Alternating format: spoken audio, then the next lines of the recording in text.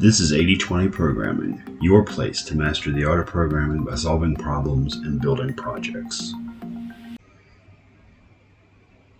Alright, today we're back and we're continuing our progression, learning Python and JavaScript with problems.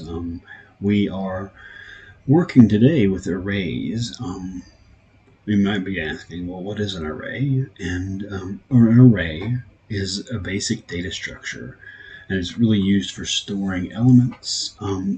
It's zero indexed, and that means that the first element of the array sits at position 0, and an array in JavaScript is known as a list, kind of, in Python.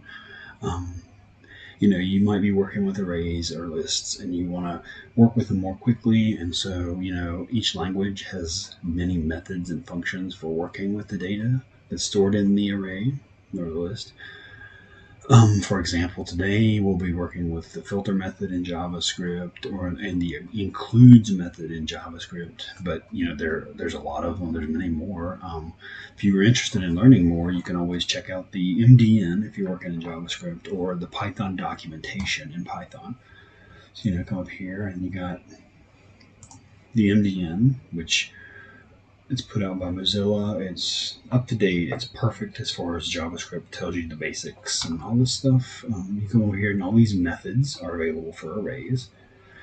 And in Python, in the documentation, they have a bunch of things too, as far as working with lists. Anyway, today we are back in the codewars platform, and we're working on a problem. The problem I selected is an 8Q problem. It's called filter out the geese.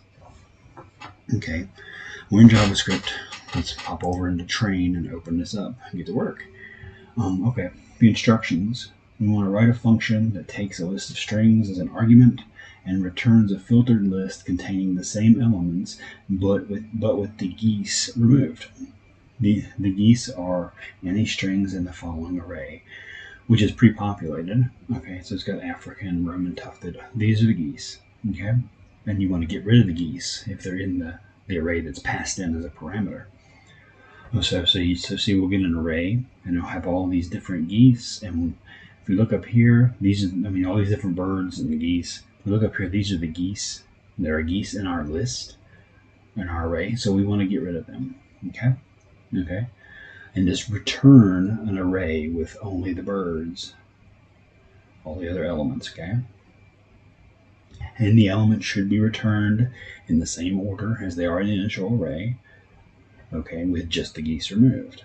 Okay, so we come over here and we look, and we got our function, for our function declaration.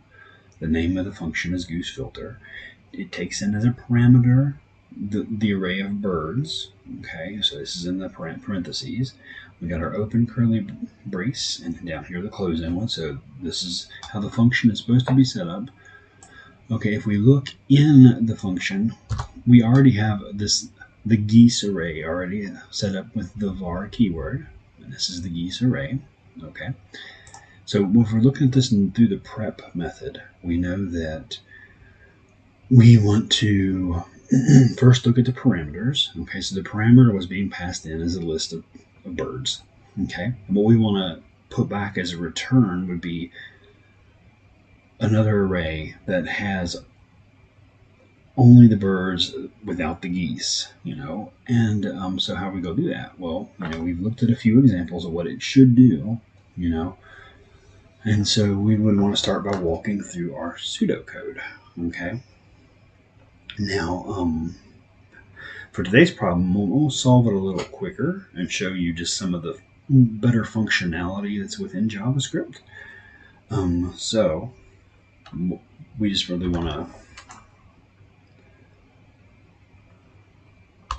to filter out the geese. Okay, so to do that, this is how I'm going to solve it. I'm going to do a return statement. Okay, and then I'm going to do birds dot filter. Okay, and inside the filter, we're setting up an arrow function. Okay, bird and we'll say not geese dot includes bird. All right. Okay. Let's look at this. So we got a return statement. Okay. We're using the filter method on the birds string or array. Okay. So we look up here. This is filter. Filter creates a shallow copy of a portion of a given array, filtered down to just the elements from the given array that pass the test implemented by the provided function. And so if you look at this example, they have an array of words, and then they want to they have another. Okay, then they have another variable which is called result, and this is they're going to use the filter method on the words, and here an arrow function word equals a greater word dot length greater than 6. Okay, so this will iterate through every single element and the word that it looks at for each iteration. If the word length is greater than 6, it'll put it back into this array, the result. Okay, and so when you do a console log, and this will print it to the console. Then this is common for testing purposes, really. You do a console log to see if your code is working, your function or your code is working the right way, the way you think it should. Okay, but we look, the new array created, has just the words with the 6 elements, okay? And so you see I'm using it here, okay? And this will iterate through the birds array and then compare it to the geese, okay? And then what this not includes, so we're looking at it, look through geese, and if it does not include the bird, it'll put the bird back into the array. Okay, but that's how we should solve it in JavaScript, or one way to solve it. Okay, so let's give it a little test here. Let's see what happens. As you can see, it passes, which is good. Let's do an attempt. It'll run through all the tests, and it passes. We get credit. All right, but this is just one way to solve it. I mean, people solve these things a lot of different ways. We could have come in here. Let me comment that out and say I could have created a new array. So let new bird array equal that. Okay, so I created a new array, and then I would do, maybe I want to use a for loop. So I'm going to do for that I equals 0, I less than birds dot length, I plus plus. We come down here, we put an if statement. Okay, we do kind of the same thing though. We could do if not geese dot includes birds I, so the element we're looking at, if it's not in geese, we would new bird array dot push. Okay, then we'll do bird I. Okay, bird's eye. Oops, bird's eye. Okay, and down here we would just return new bird array. Okay, so it passes, and I'll walk you through it. And it failed. What did I do? Geese dot includes is not a function. That is strange. Because I say should. Geese includes. Includes. That's why. See, little things. It happens. But you got to read your code and see. So it passes. So here's another way. I created a new array. Then I iterated over the original birds array. And then used an if statement and looked at if the bird in element number I, whatever each element, is not in the geese array, push it into the new bird array. Okay, and then we return it. But that's just another way to solve this problem. Okay, let's see if we get all credit for it.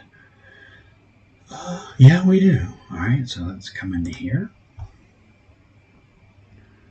and see what we got. All right, we are very. I've unlocked new privilege. All right, we're very satisfied. And see, you spend a little time, you read the functions, and you kind of spend some time reading through it. Take some time, talk it out loud. Just say, So we come in here, we're creating a function. We got the Geese array. We're using the filter and includes. Just talk. We'll work through it, and start to understand it. But spend some time, go through everybody's problems, and this stuff will start sinking in. And you'll say, when you start looking at these problems, these array problems or the string problems or whatever you're looking at, the kind of problem you're looking at, it'll start clicking, and you'll say, well, I could take it apart this way and then build it back up. And that's really what you want to do. But anyway, that's the JavaScript method. Now what we're going to do is we'll do it in Python. Okay. And so what I'll do is come up here to Python. All right. And we'll train again because we want to solve it in Python. Okay. And look, the way they have it established is the same exact problem. We're taking a string and a list this time because it's Python. A list of birds that has birds and geese and all that good stuff in there. You got that list. And we want to just remove all the geese. Okay. So it's the same exact problem. They have it set up like this. They got the geese list called up here. So we have all the geese. And then we have our function declaration down here. Not really a declaration, but we have our function, declaration. So we have def, which stands to define the goose filter, and then we have our parameter of birds, and then the colon, which is Python specific, and then our four, indentation marks, because I come in 4 spaces, and because that's Python. So we want to start by creating a new list. Let's go new list equals empty list. Okay. And now for bird in birds, we do a for loop and look through every item, every bird in the birds list. For bird in bird, if bird not in geese, new list dot append. And our append is kind of like push in JavaScript. It's putting a new item in on the very last index spot of that array. So it'll go through it, and the array's first empty. So for the first iteration, spot number 0 in that array or that list will have the first item, and just keep going like that, pushing it onto it. Okay, append bird. All right. Now let's come down here. Return new list. Check it, see what happens. All right, and it passes.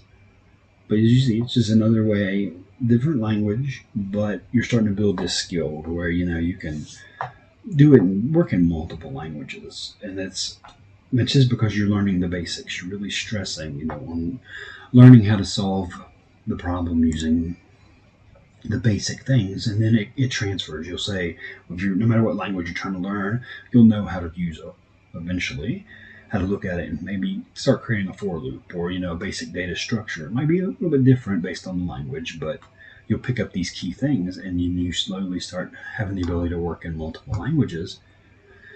Let's see. Now, this is the one way I would do it, but there's other ways. Now they have the Pythonic ways of doing things.